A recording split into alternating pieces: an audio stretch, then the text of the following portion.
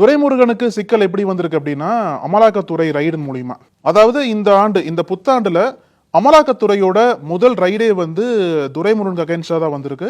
துரைமுருகன் மட்டும் இல்லாம அவருடைய மகன் எம்பியா இருக்கக்கூடிய கதிர் ஆனந்த், அப்புறம் அவங்களோட ஆதரவாளர்கள் வீட்டுல இன்னைக்கு வந்து அமலாக்கத்துறை அதிகாரிகள் ரைடு பண்ணிட்டு இருக்காங்க. கிட்டத்தட்ட 4-5 இடங்கள்ல இந்த ரைடானது தொடர்ந்து நடைபெற்று இருக்கு.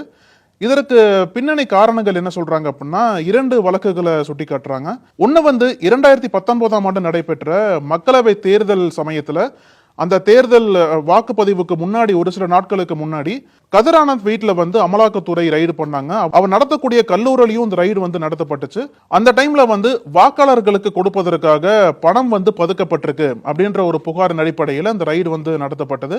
அப்ப வந்து துரைமுருகனோட நெருங்கிய ஆதரவாளர் இடத்துல இருந்து 11 கோடி அளவிற்கு பணம் பறிமுதல் பண்ணப்பட்டது.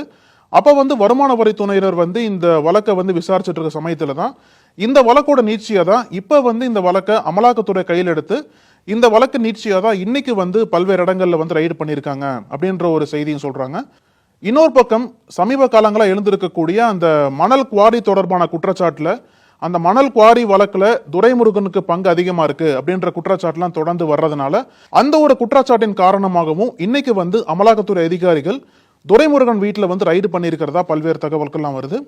இதுல இன்னொரு பக்கம் துரைமுருகன் என்ன சொன்னார் அப்படின்னா, எனக்கு வந்து யார் வந்திருக்காங்கன்னே தெரியாது, வீட்டில் வந்து வேலையாட்கள் தான் இருக்காங்க, நாங்க போனாதான் தெரியுமே ஒழிய யார் வந்திருக்காங்கன்னே தெரியாதுன்னு சொல்லிட்டு அவர் ஒரு விளக்கம் கொடுத்தாரு.